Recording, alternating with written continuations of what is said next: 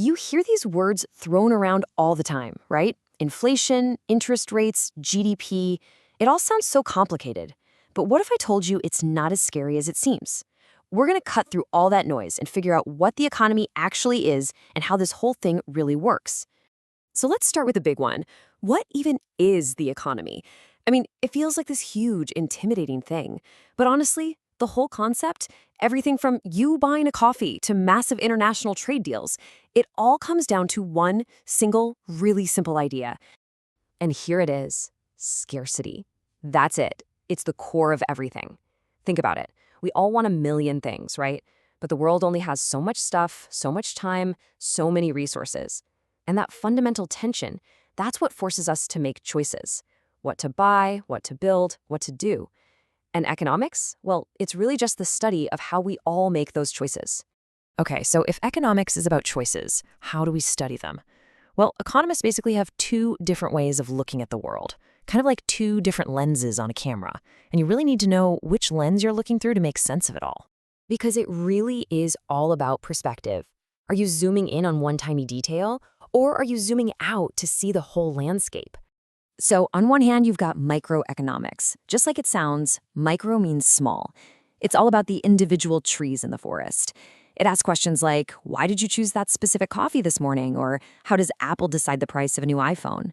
But then you zoom out, and that's macroeconomics, the big picture. This is where we're going to hang out today. We're not looking at one tree. We're looking at the health of the entire forest. Things like national income, unemployment rates, and inflation. All right, so if we're going to understand the whole forest, we can't just look at a list of numbers on a spreadsheet. That's boring. And it doesn't tell the whole story. A much better way to think about it is like a living, breathing system, almost like the body's circulatory system, but instead of blood, it's money and value that's constantly flowing. And if you strip away all the complexity for just a second, what you're left with at the very heart of it all is a really, really simple loop. Okay, check this out. This is the economy at its most basic. You've got two main players here, us, the households, over on one side, and firms or businesses on the other. It's a cycle, right? We go to work for these firms, providing our labor. In return, they pay us. Then what do we do with that money? We go right back to the firms and buy the stuff they make. So labor and goods flow one way, and money flows the other. It's this perfect little circle. Now that's a nice, clean picture, but we all know the real world is never that simple. It's messy. So what messes up that perfect loop? Well, for one, we don't spend every single dollar we earn, right? We save some of it. That's like a leak in the system. Then you've got the government, which takes money out through taxes, another leak, but also puts money back in through spending. And finally, there's the rest of the world. We buy stuff from other countries, so money flows out, and we sell stuff to them, so money flows in. And this is what that messier, more realistic world looks like. You can see our original loop in the middle, but now you have these leakages, money flowing out into savings and taxes, and you also have injections, money flowing in from government spending or businesses investing in new equipment. So a huge part of macroeconomics is just trying to understand and manage the balance between all the money leaking out and all the money being injected back in. Okay, so we've got this complex flow of money sloshing around. So how do we measure it? How do we know if the whole system is getting bigger or smaller? We need some kind of a measuring stick, right? A speedometer for the entire economy. And that speedometer is called gross domestic product.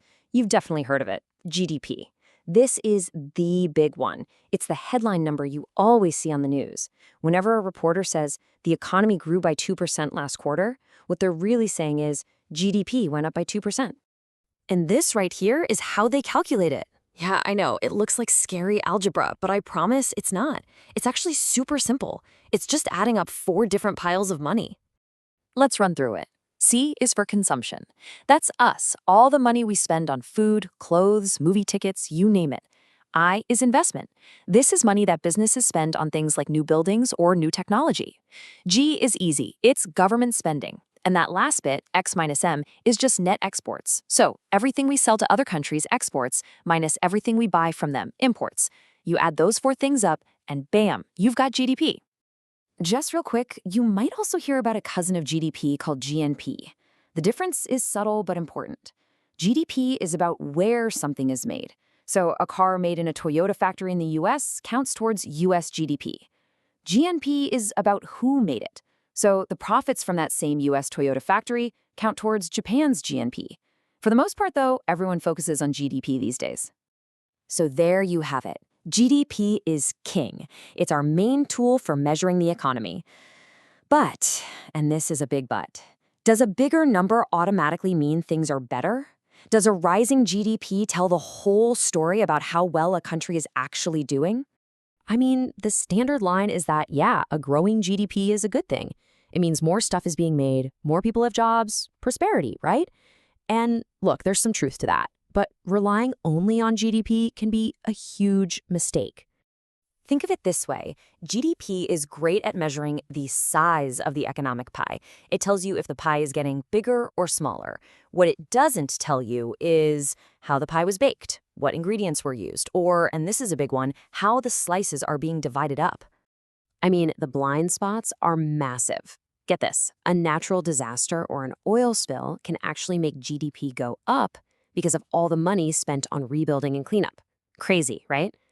It also completely ignores any work that isn't paid, like volunteering or taking care of your own kids. And maybe, most importantly, GDP doesn't care about fairness. You could have a country where GDP is soaring, but all that new wealth is going to just a handful of people at the top. So where does that leave us? If our main tool, GDP, is this flawed, what's the alternative? This is a huge question right now. People are developing new ways to measure progress, things that look at happiness, environmental health, and general well-being, not just dollars and cents. It's a really important shift, moving us away from just asking, is the economy growing, to asking a much better question. Is the economy making our lives better?